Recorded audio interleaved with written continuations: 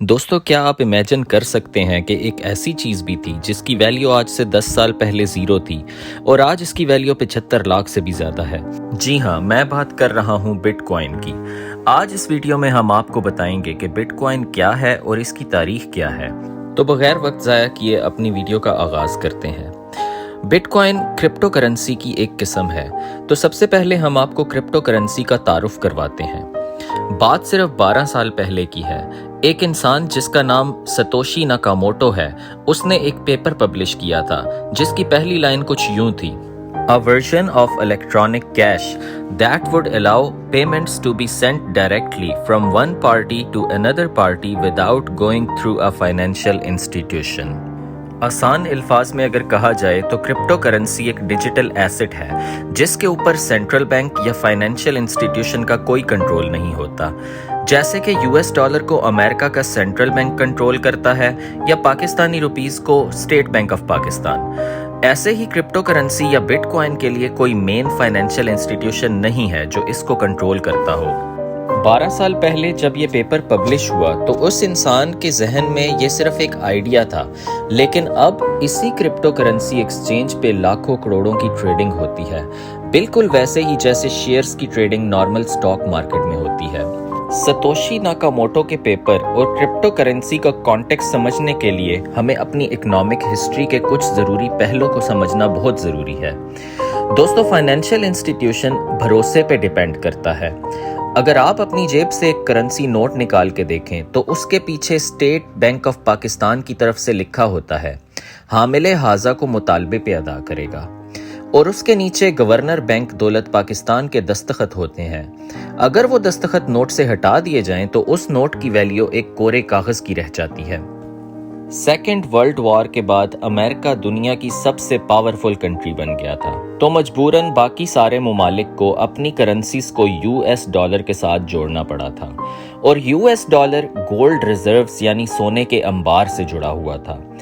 पैसे की actual value सोने या चांदी से होती थी, लेकिन सोने के सिक्कों को अपनी जेब में लेकर घूमना प्रैक्टिकल नहीं था, इसलिए कन्वीनियंस के लिए करेंसी नोट बनाए गए।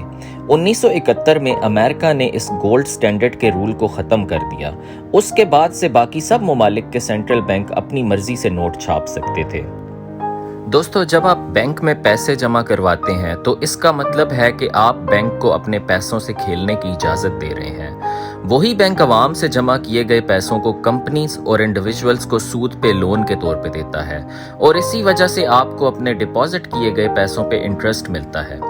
हाल ही में हमने देखा था कि बैंक इन डिपॉजिट्स को बहुत गैर जिम्मेदाराना तरीके से भी इस्तेमाल करते हैं। ऐसे कई बार होता है कि बैंक बड़े बड़े इंडस्ट्रियलिस्ट को बिना चेक किए लोन देते हैं, और अगर वो लोन वापस ना करें तो वही लोन बैड डेट्स बन जाते हैं, और इस सारे खेल का शिकार हम जैसे जमा करदा या डिपॉजिटर्स होते हैं। आपको याद होगा कि 2008 का ग्लोबल इकोनॉमिक मेल्टडाउन, जब क्राइसिस आया तो लेमन ब्रदर्स जैसे बड़े इन्वेस्टमेंट बैंक भी कंगाल हो गए थे। सेंट्रल बैंक्स और हुकूमत के फैसले भी आम आदमी के माली मुस्तकबिल को खतरे में डाल सकते हैं। इसकी मिसाल हाल ही में हमें इंडिया से मिली, जब नवंबर 2016 में एक झटके में इंडियन गवर्नमेंट ने 500 और 1000 के नोट बेकार कर दिए थे। इंडिया की टोटल 86% करेंसी अनयूजेबल हो गई थी। इसी तरह के माहौल के बाद क्रिप्टो करेंसी का जन्म हुआ। जो लोग बिटकॉइन या क्रिप्टो करेंसी के फेवर में हैं, उसकी एक बड़ी वजह यह है कि वो नहीं चाहते कि कोई फाइनेंशियल इंस्टीट्यूशन या हुकूमत उनके पैसों को कंट्रोल करे। इसी बात से आपको सतोशी नाकामोटो के आइडिया या विजन की समझ आ गई होगी। सतोशी ने बिटकॉइन को एक अल्टरनेटिव फाइनेंशियल सिस्टम के तौर पे इमेजिन किया था, जो कि सॉफ्टवेयर टेक्नोलॉजी पे बेस करता है और किसी भी थर्ड पार्टी के कंट्रोल से बाहर होता है। क्रिप्टो करेंसीज में सबसे पहले बिटकॉइन आया, और उसके बाद बहुत सी और भी क्रिप्टो करेंसीज आईं, जैसे कि इथेरियम, लिटकॉइन, रिपल और डॉज कॉइन। इनफैक्ट 2021 के शुरुआत में इंटरनेट पे 2000 से ज़्यादा क्रिप्टो करेंसीज अवेलेबल थीं। तो व्यूवर्स, अब हम आपको बताते हैं कि क्रिप्टो करेंसी टेक्नोलॉजी आखिर काम कैसे करती है। इसको समझना काफ़ी मुश्किल है, और इसे समझने के लिए एडवांस मैथमेटिक्स और कंप्यूटर साइंस की नॉलेज होना ज़रूरी है, लेकिन हम आपको आसान अल्फाज में समझाने की कोशिश करेंगे। सारे बिटकॉइन ट्रांजैक्शंस डिजिटल फॉर्म में एक पब्लिक खाते की सूरत में होता है, जिसे हम लेजर कहते हैं। इस लेजर की कॉपी हर उस सिस्टम में महफूज होती है जो कि बिटकॉइन नेटवर्क का हिस्सा हो। जो लोग ये सिस्टम चलाते हैं उन्हें माइनर्स कहा जाता है। इन माइनर्स का काम ट्रांजैक्शन को वेरीफाई करने का है। मिसाल के तौर पे मान लें कि अली को इमरान के अकाउंट में 2 बिटकॉइन भेजने हैं। माइनर्स को कंफर्म करना होता है कि वाकई अली के पास अपने अकाउंट में 2 बिटकॉइन मौजूद हैं या नहीं। ट्रांजैक्शन कंफर्म करने के लिए माइनर्स को एक कॉम्प्लिकेटेड मैथमेटिकल इक्वेशन सॉल्व करनी पड़ती है और ये इक्वेशन कंप्यूटर की मदद से सॉल्व की जाती है। ये काम एक आम कंप्यूटर पे नहीं किया जा सकता।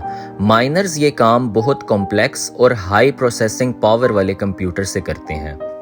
इक्वेशन सॉल्व होने के बाद नेटवर्क के बाकी कंप्यूटर इसे वेरीफाई करते हैं और ये इक्वेशन चेन में ऐड हो जाती है, जिसे ब्लॉकचेन कहते हैं। ये सब करने के लिए माइनर्स को इनाम के तौर पे सबसे कीमती चीज मिलती है, यानी कि बिटकॉइन। ये सारी इंफॉर्मेशन शायद एक बार एक्सप्लेन करने से आपकी समझ में ना आई हो, लेकिन घबराएं मत, क्योंकि क्रिप्टो टेक्नोलॉजी को समझने से ज्यादा जरूरी है कि इसके विजन और फ्यूचर को समझना।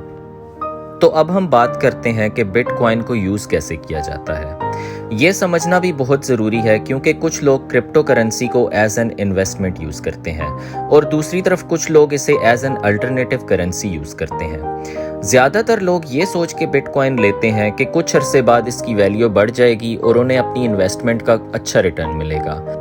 बिल्कुल ऐसे ही जैसे लोग गोल्ड को लेके रख देते हैं और ये सोचते हैं कि कुछ अरसे बाद ये महंगा हो जाएगा और उन्हें प्रॉफिट होगा। इसीलिए बिटकॉइन को डिजिटल गोल्ड भी कहा जाता है। लेकिन बिटकॉइन में बहुत रिस्क है, क्योंकि गोल्ड आपके पास फिजिकल हालत में मौजूद होता है, लेकिन क्रिप्टो एक डिजिटल करेंसी है जिसे आप सिर्फ अपने कंप्यूटर या इलेक्ट्रॉनिक वॉलेट में ही रख सकते हैं।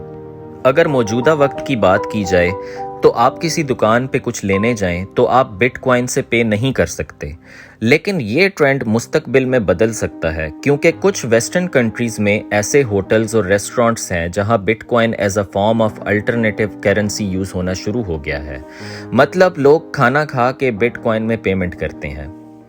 दोस्तों, क्रिप्टो करेंसी के बहुत से नेगेटिव पॉइंट्स भी हैं। इंटरनेट के डार्क वेब में लोगों ने हथियार और ड्रग्स के लिए बिटकॉइन में पेमेंट एक्सेप्ट करना शुरू कर दी है। इसी वजह से लॉ इन्फोर्समेंट एजेंसीज के लिए ट्रांजैक्शन को ट्रैक करना मुश्किल हो गया है, क्योंकि वो ट्रेडिशनल फाइनेंशियल सिस्टम के बिल्कुल खिलाफ हैं। एक और बड़ा मसला ये भी है कि कोई भी इंसान अपनी क्रिप्टो करेंसी बना सकता है। इसी वजह से बहुत सी कंपनीज ने लोगों से ये वादा करके पैसे उठाए कि अगर मुस्तकबिल में क्रिप्टो की ट्रेडिंग शुरू हो गई तो इन्वेस्टर्स का पैसा डबल या ट्रिपल हो जाएगा। इसकी मिसाल भी हमें हिंदुस्तान से ही मिलती है। अमित भारद्वाज नामी एक शख्स ने ऐसी ही फ्रॉड क्रिप्टो स्कीम शुरू की। इसका नाम गेन बिटकॉइन था। अमित भारद्वाज पे 2000 करोड़ का फ्रॉड का इल्जाम है। भारद्वाज ने लोगों को ये यकीन दिलाया कि चाइना में उसकी माइनिंग फर्म्स हैं। उसने कहा कि इन्वेस्टर्स को माइनिंग से निकलने वाले बिटकॉइन इनाम के तौर पे दिए जाएंगे, लेकिन उसके वादे खोखले निकले और लाखों लोगों के पैसे लेके वो इंडिया से गुल हो गया। अप्रैल 2018 में उसे गिरफ्तार किया गया और सुना है कि बाद में उसे जमानत पे रिहा कर दिया गया और उसका केस आज भी कोर्ट में पेंडिंग है। इसी वजह से बहुत लोग क्रिप्टो करेंसी के सारे सिस्टम को ही गलत समझते हैं और इसमें इन्वेस्ट करने से घबराते हैं। लेकिन अगर हकीकत देखी जाए तो ये सब गलत काम पेपर करेंसी में भी चलते हैं, जैसे कि मनी लॉन्ड्रिंग, फेक नोट की प्रिंटिंग और फ्रॉड स्कीम्स वगैरह। इसके अलावा ये भी एक हकीकत है कि स्टॉक एक्सचेंज और बैंक के सॉफ्टवेयर भी हैक हो सकते हैं। इसी वजह से ये कहना गलत ना होगा कि जो प्रॉब्लम क्रिप्टो करेंसी के साथ है वही बाकी करेंसीज के साथ भी है। अगर आप बिटकॉइन में इन्वेस्ट करना चाहते हैं तो कुछ कॉमन सेंस वाले रूल्स आपको फॉलो करने जरूरी हैं। कभी भी किसी बैंक या किसी कंपनी से लोन लेकर क्रिप्टो करेंसी में इन्वेस्ट मत करें। सिर्फ उसी पैसे से आप इसकी ट्रेडिंग करें जिसको आप गंवा सकते हैं, क्योंकि ये काफी रिस्की इन्वेस्टमेंट है। क्रिप्टो करेंसीज बहुत ज्यादा वॉलेटाइल है, जिसका मतलब है कि इसकी प्राइस बहुत ज्यादा ऊपर या नीचे होती रहती है। बिलाशुबा ये एक अपॉर्चुनिटी भी है, लेकिन उसके साथ साथ बहुत रिस्की भी है। ओवरऑल अगर कहा जाए तो फाइनेंस के फ्यूचर में क्रिप्टो करेंसी और बिटकॉइन एक इम्पॉर्टेंट रोल प्ले कर सकता है। अब ये देखना बाकी है कि बिटकॉइन एक मीडियम ऑफ एक्सचेंज बन सकता है या नहीं। اسی کے ساتھ آج کی ویڈیو اپنے اختتام کو پہنچی۔ ویڈیو پسند آئی ہو تو لائک ضرور کریں، چینل پہ نئے ہیں تو سبسکرائب کر لیں۔ ملتے ہیں اگلی ویڈیو میں، تب تک کے لیے اللہ حافظ۔